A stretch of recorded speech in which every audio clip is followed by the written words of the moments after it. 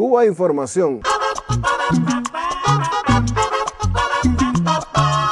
No me digan más mentiroso, no me digan más, no me digan más. Los medios internacionales siguen con atención el programa de operaciones gratuitas de reasignación de sexo que se lleva a cabo en Cuba. En los últimos días, la historia de Juan y Santos, transexual de 61 años, operado recientemente en la isla, ha llegado a las páginas de algunos grandes diarios. Los avances en materia de tolerancia a la diversidad sexual en la isla son innegables y la prensa extranjera se ve obligada a reflejarlos, pero siempre bajo un particular prisma informativo en consonancia con su habitual doble rasero. Al cubrir esta temática, por ejemplo, los grandes medios obvian un hecho informativo sumamente relevante, que Cuba es actualmente vanguardia en América Latina en esta materia.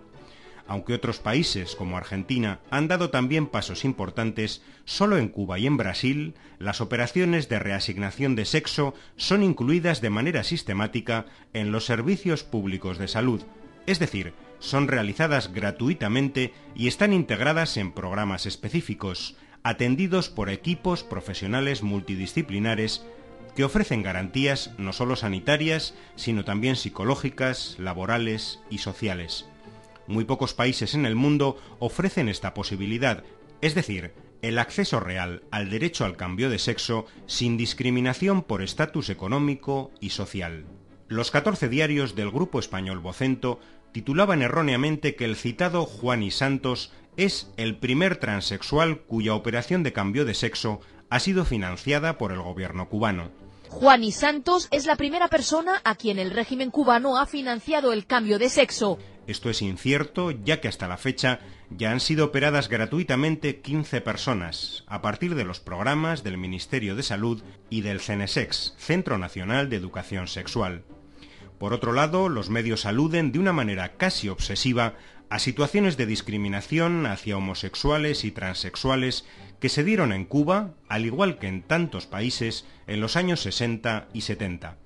A través de una sencilla búsqueda en Internet, comprobamos que Cuba acapara la inmensa mayoría de las informaciones sobre el tema de la diversidad sexual en América Latina, y en casi todas se da a entender que la homofobia en la isla, actual o pasada, es un fenómeno especialmente destacado en el contexto de la región. Algo realmente escandaloso si repasamos solo algunos datos. Entre 2008 y 2010, 539 personas trans fueron asesinadas en Latinoamérica. Solo en 2010, 260 homosexuales o transexuales fueron asesinados en Brasil, 171 en Honduras en los últimos 5 años y uno cada semana en Perú. En Cuba, por el contrario, no se ha registrado un solo crimen de este tipo en los últimos tiempos.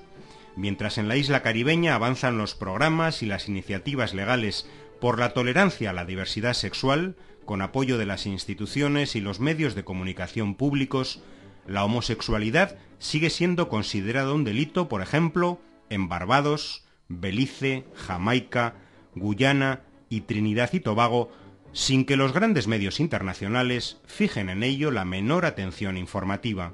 What is illegal in Jamaica is buggery, which is in fact making homosexual acts illegal. En estos días podíamos leer información sobre el acoso y las vejaciones de corte homófobo que sufrió en los cuarteles militares de Estados Unidos el soldado Bradley Manning, quien, recordemos, se encuentra preso a la espera de juicio por entregar a Wikileaks pruebas de los asesinatos cometidos por el ejército de Estados Unidos en Afganistán. El propio Manning relataba en Facebook, un año antes de su detención, cómo fue objeto de discriminación a causa de su orientación sexual, cómo llegó a perder un trabajo y cómo debía vivir una doble vida sin poder expresarse libremente. Un relato nada extraordinario, común a tantas personas homosexuales en Estados Unidos y, desgraciadamente, en la mayor parte de los países del mundo. El soldado Bradley Manning es un ejemplo más entre los millones de personas que en el mundo han sufrido y sufren a causa de estas categorías de exclusión. Sin embargo, los grandes medios, al contrario que hacen de una manera sistemática cuando se refieren a Cuba, jamás apuntarán al gobierno o al sistema político de Estados Unidos como responsable directo o indirecto de los fenómenos de homofobia o transfobia, institucional, social o cultural, existentes en ese país.